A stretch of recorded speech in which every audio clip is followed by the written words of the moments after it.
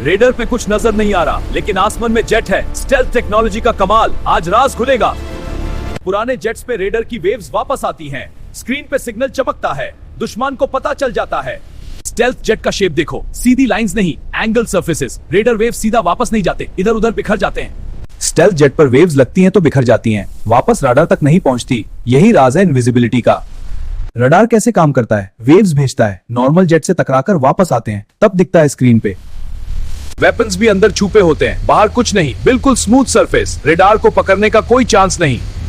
खास मटेरियल लगाया जाता है, ये कोटिंग रेडार वेव्स को एब्जॉर्ब कर लेती है। बहुत महंगा टेक्नोलॉजी है। तो नॉर्मल जेट रेडार पे फुटबॉल जितना बड़ा दिखता है, स्टेल्थ जेट सिर्फ मार्बल जितना। ये फर्क ही सब कुछ है। रडार कैसे काम करता है? वेव्स भेजता है, नॉर्मल जेट से टकराकर वापस आते हैं, तब दिखता है स्क्रीन पे। स्टेल्थ जेट पर वेव्स लगती हैं तो बिखर जाती हैं, वापस रडार तक नहीं पहुंचती। यही राज है इनविजिबिलिटी का।